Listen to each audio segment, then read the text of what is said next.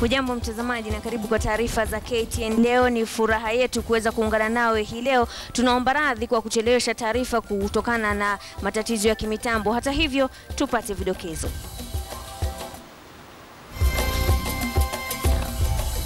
Mabingwa wa riadha walioinua hadhi ya Kenya kwa kuwa namba 1 ulimwenguni warejea nchini kwa mbwembwe.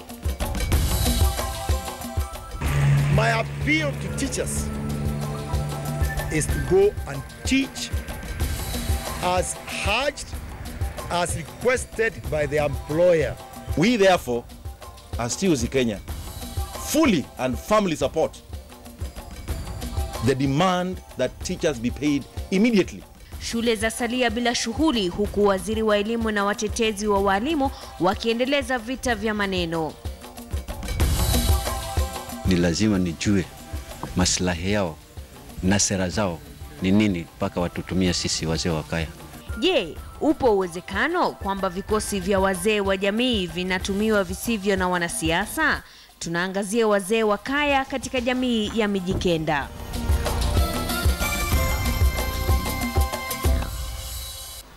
Karibu kwa taarifa zetu. Mimi ni Mashirima Kapombe na mtangazaji wa ishara ni William Sila. Sekta ya elimu inakabili tishio la kusambaratika iwapo serikali haitachukua hatua za haraka kuirekebisha. Leo siku nzima shule nyingi za umma zimesalia bila walimu, na hali hapa Nairobi, waziri wa elimu na vyama vya wafanyikazi wakitoa kauli zinazoendelea kuonyesha kuwa huenda suluhu ya swala la walimu ingali ndoto. Hussein Mohamed amekuwa akifuatilia swala hilo. Taswira hii ndio imedhihirika katika siku ya kwanza ya mgomo wa walimu. Katika maeneo tofauti, wanafunzi wanaonekana kuwa na maono ya maisha, walisalia kutafuta njia mbadala. We have a skeleton learning taking place. We have 5 teachers manning the place, but it is actually becoming difficult. Mighairi ya haya yote mjini Nairobi, muungano wa wafanyakazi wa umma TUC waliweka msimamo wao bayana kuwa hawatalegeza kamba na serikali haina budi kufuata na kutekeleza amri ya mahakama. As TUC Kenya, fully and firmly support the demand that teachers be paid immediately their court-awarded salary increase without any fail. The government has got no merit. You took these workers to court, you failed. You appealed, you failed. You went to the Supreme Court, you miserably failed again. Tunaambia serikali, nyinyi wenyewe ni product ya Supreme Court na hamwezi kuweza kukataa orders za Supreme Court. Tunaambia walimu wetu, kama wewe ni mwalimu wa shule ya primary ya secondary kwa kimombo, na unajibeba unaenda shuleni sababu nimesikia 2 watatu wanaweza kuwa wanaenda, itakuwa ni ajabu sana, sababu sisi tumeshinda hii vita kutoka kwa Industrial Court, Court of Appeal mpaka Supreme Court. Swala hilo hata hivyo walionekana kupata sikio la serikali ambao walionekana kuwa na msimamo wao. My appeal to teachers is to go and teach as urged, as requested by the employer, Teachers Service Commission. Number 1. I also want to urge parents of Kenya to take their children to school tomorrow, because for all intents and purposes, schools are open. And the government, as in the past, and now will provide sufficient security. This particular juncture, it's quite, very difficult, or not actually, it's not practical at this particular time to implement a decision that really goes against the overall policy of government. At the same time, where is the money to pay for it? It's a big issue. Huku masomo ya kilemazo kila upande unaonekana kuwa na suluhu katika swala zima la mgomo wa walimu. To advise the unions that in the spirit of African culture, dialogue opens doors wide open for understanding. from bridging the gaps that exist in terms of differences. So I want to encourage the unions to give dialogue a chance. We are telling the president of this country that it is the Supreme Court that has now ruled finally. Pay the Kenyan teacher. Hadi wa sasa wazazi wasalia katika njia panda kuhusu hatima watoto wao shuleni hapo kesho, kwani fumbo hilo alijafumbuliwa serikali wala vyama vya kutetea walimu. Hussein Mohamed, KTN Leo, Nairobi. Naam, huku haya yakijiri, shughuli za masomo kote nchini zimelemazwa huku walimu wakikosa kufika madarasani ikiwa siku ya pili ya muhula wa 3. Aidha, katika baadhi ya shule wanafunzi waliofika walilazimika kutafuta njia za kuendeleza masomo ikiwemo kufunzwa na wanafunzi wenzao. Trix Ingado na taarifa hiyo. Hawa ni waathiriwa wa mgomo unaoendelea wa walimu, mgomo uliowafanya wasalie na muda mwingi mikononi mwao wasijue la kufanya.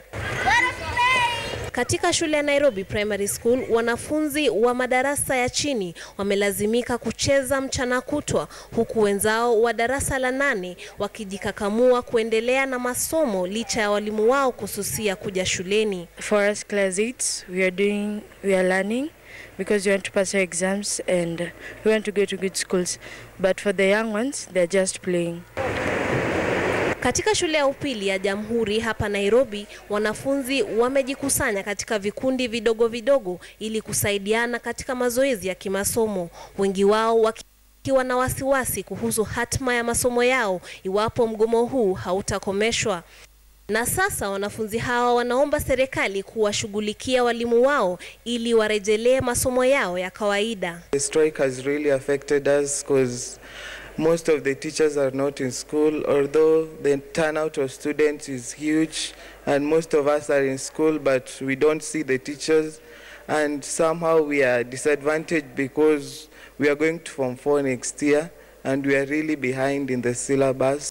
Kwingineko katika shule ya msingi ya Nyamachaki huko Nyeri, taswira ni ile ile. Alibutuka aliposikia mlango ukibishwa usiku. Wanafunzi wamepiga moyo konde na kusukuma gurudumu la masomo kadri wawezavyo licha ya walimu wao kususia kuwafunza. Teachers, I can call it, there is a go slow.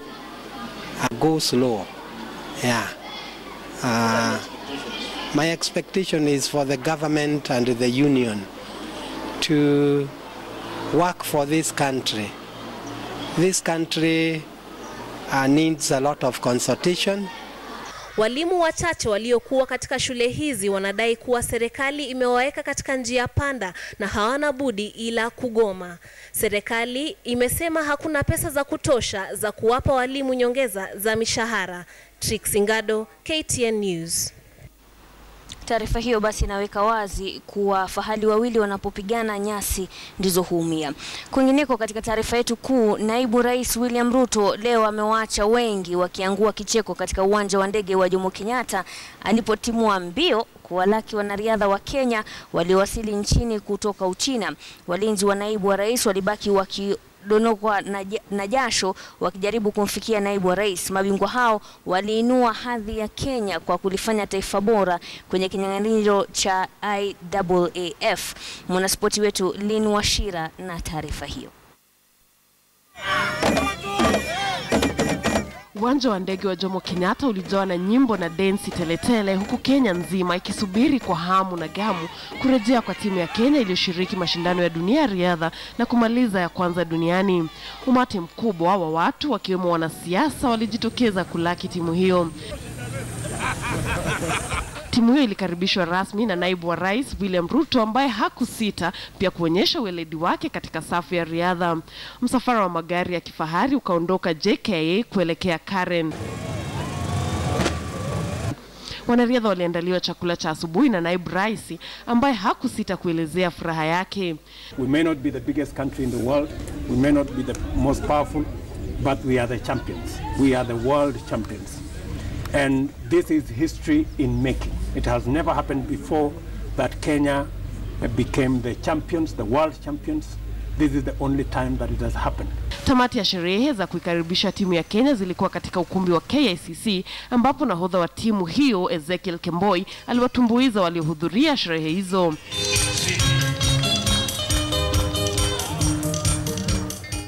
Kenyans who we were in Beijing, we stood up for it, and that's why we won. It's not only that who wins it, you know, it's the Kenyan athletes won the competition. We have 7 gold medals and I have 1. Kwa world ranking nilikuwa number 4. Sasa nikaisema waje niende ningangane kwa world championship. Kwa sasa kama nimeona niko number 4 kwa world, lazima ninge any medal in world championship.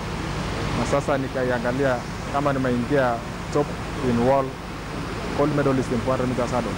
Kuwasili nchini kwa timu ya Kenya ambayo ilifanya vyema kwenye mashindano ya riadha ya dunia jijini Beijing, Uchina, kunaashiria mwanzo wa sherehe kote nchini. Hata hivyo, wanariadha tayari wanaangazia michezo ya Olimpiki mwaka ujao jijini Rio. Lynn Washira, KTN. Bila shaka ni furaha kuu, na katika kamusi ya leo tunatoa maelezo. Kama unataka kutumia neno linalotoa maelezo ya kwenda kwa haraka tena kwa vishindo, unatumia neno gani? Tujifunze basi kwenye kamusi ya leo. Katika kamusi ya leo tunaangazia neno matiti. Matiti ni mwendo wa haraka wa vishindo. Mfano katika sentensi, wanariadha wa Kenya wanasifika kwa kwenda matiti katika mashindano ya riadha huko Beijing na kutoa ushindi wa dunia.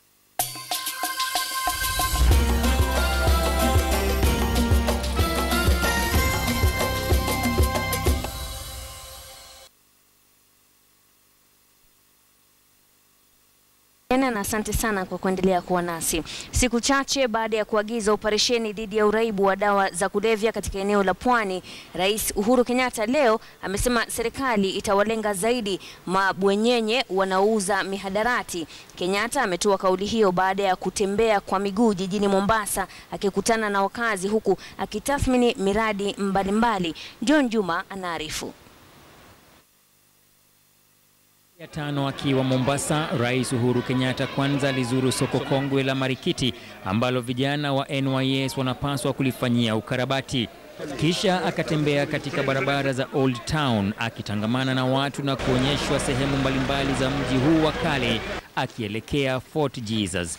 Kutembea kwa miguu kwa Rais Uhuru Kenyatta katika maeneo haya ya Old Town kunadhamiria kuleta uhakikisho kwamba usalama upo, haswa baada ya baadhi ya visa vya kigaidi na mauaji kushuhudiwa miaka ya awali. Hii tabia hatutaki.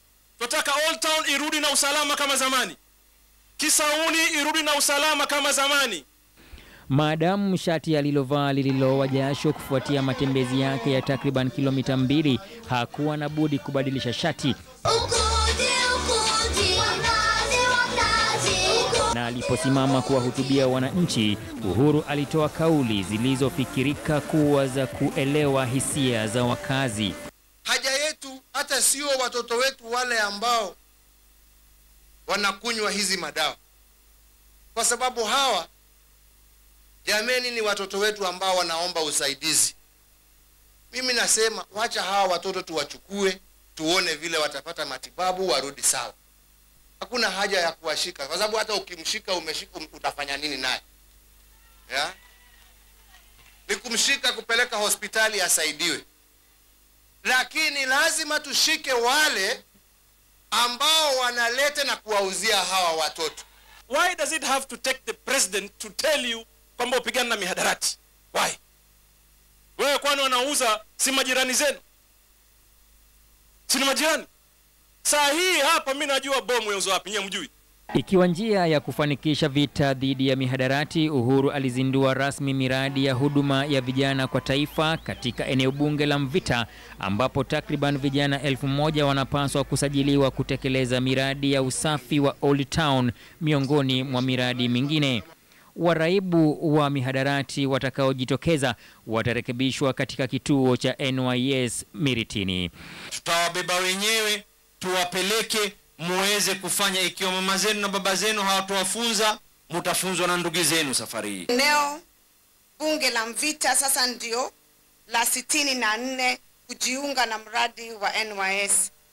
Katika maeneo bunge haya 63, zaidi ya vijana 70,000 wamefaidika kwa mradi huu. Rais Uhuru pia ameamuru taasisi inayotoa mafunzo ya taaluma za ubaharia kupunguza karo zao. Sasa wiki hii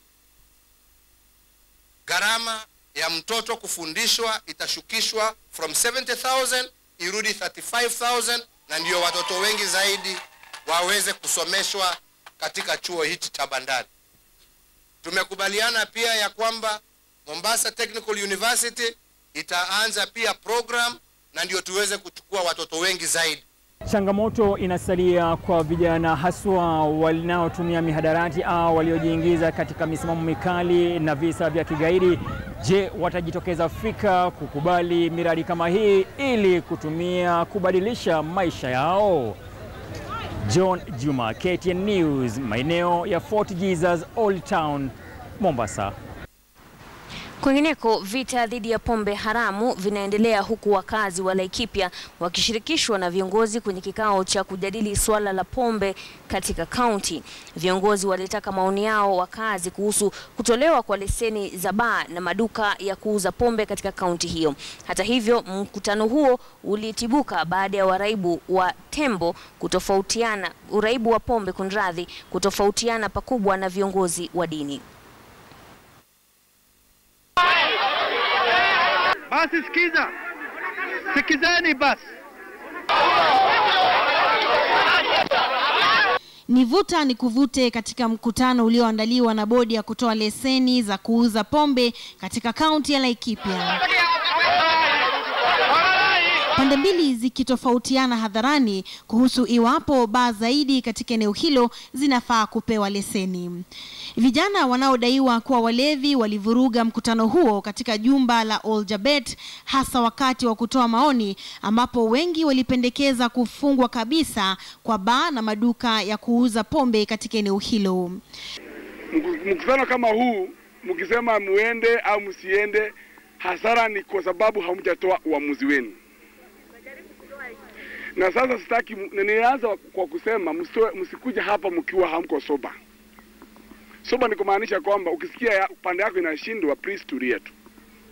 Kwa sababu mkiendelea hivi, ofisa amekuja kuelezea nyinyi. Mngojea asema, akimaliza mseme mmepinga hayo. Juhudi za kutuliza umati huo ziliambulia patupu na kulazimisha wanawake na viongozi wa kidini kuondoka mkutanoni. Viongozi wa kanisa wanasisitiza kuwa uuzaji wa pombe upigwe marufuku katika eneo hilo. Ukitembea kule kwingine kama Kijabe na kule kwingine wamekataa, na sisi kama watu wa Lejaveti tumetoa sauti yetu, na kama ofisa akuji kutuambia jinsi ambavyo tutakavyofanya, na hiyo ndio sauti ya watu wa Lejaveti. Wakazi hao waliombwa kutoa maoni ili kuwafikia suluhu ya pamoja. Msingie hapa kama kanisa, msingie hapa kama watu wa club. Sikizeni, niwaambie hivyo, mkiingia hivyo mnaganisha watu wetu hapa. Nilisema watu watoe maoni yao, wakitoa maoni yao wagonjwa wasikizwe. Vita dhidi ya pombe haramu nchini kote vilitokana na agizo la Rais Uhuru Kenyatta, ambapo misako imeshuhudiwa katika maeneo yote ya mashinani, kaunti zote humo nchini. Wengi wamepongeza agizo hilo la rais kwa kuokoa wengi waliokuwa wamezama katika unywaji wa pombe haramu, waathiriwa wakuu wakiwa vijana. Mary Kilobi, KTN News.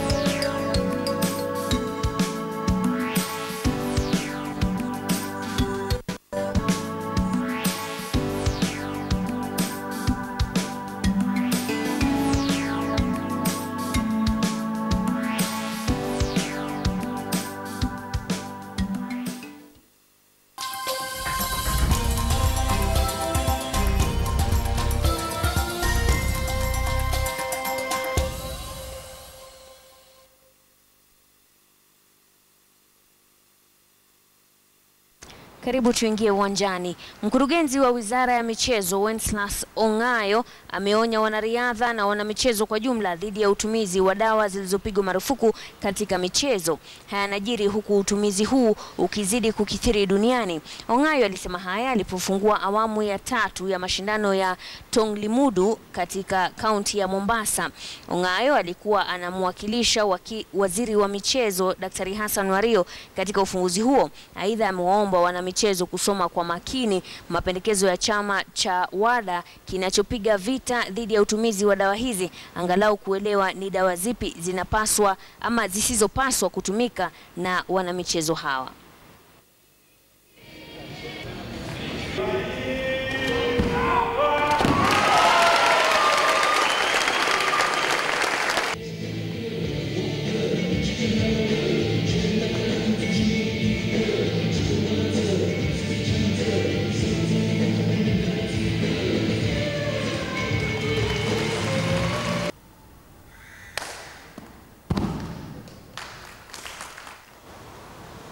Bingwa wa sasa wa Afrika Jasprit Jasi Chate atakuwa anawania ubabe mara 2 wikendi hii katika mashindano ya mkondo wa Nakuru. Dereva huyo anahitajika kumaliza katika mabano ya washiriki 8 tu na kutoa ubingwa wa mashindano hayo, msururu wa barani na nchini.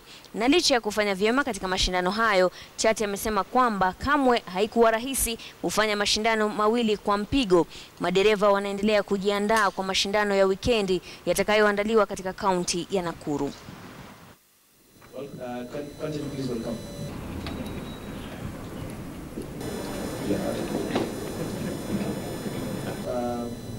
Recognize the presence of the it's a pleasure being here. My request right now is to call out each and every single person out there, the people who grew up knowing what rallying is about, to come out to Nakuru, come out and watch this particular sport. It is amazing, it is brilliant. Bring your family, bring a friend, and let's continue supporting Kenya motorsport in Kenya. Challenging. We started off with South Africa. Came back from South Africa. South Africa was a very tough rally, competing with the S2000s. We finished 5th overall there, which was not a bad finish compared to the teams there. And then we came to Zambia. After Zambia, we came to Tanzania. Tanzania is where I had a crash. In Zambia, I actually won the rally. Tanzania is when we had the crash. After Tanzania, we went to Rwanda. Naam, katika siku ambayo Grace Kaindi amepatiwa wadhifa wa balozi wa Kenya na wadhifa wake kaimu Inspector Generali wa polisi umechukuliwa na Joel Kitili ambaye amependekezwa kuchukua wadhifa huo wa naibu Inspector Generali wa polisi na Rais Uhuru Kenyatta, huku Grace Kaindi akipewa wadhifa wa balozi wa Kenya. Taarifa zetu za KTN Leo hazijafikia kikomo, kwani katika awamu yetu ya pili ya KTN Leo tutakuwa tunajadili masuala ya vurugu katika uchaguzi wa ODM. Tulikuwa tuwe naye Junet Mohamed, mbunge wa Suna Mashariki, ambaye pia ni mkurugenzi wa uchaguzi katika chama cha ODM, lakini tunaarifiwa kuwa bado yuko njiani, lakini tutaendelea na majadiliano yetu tukiwa na matumaini kuwa atafika na kuweza kutupa taswira kamili ya jinsi mambo yalivyo. Naitwa Mashirima Kapombe, tukutane kwenye KTN News.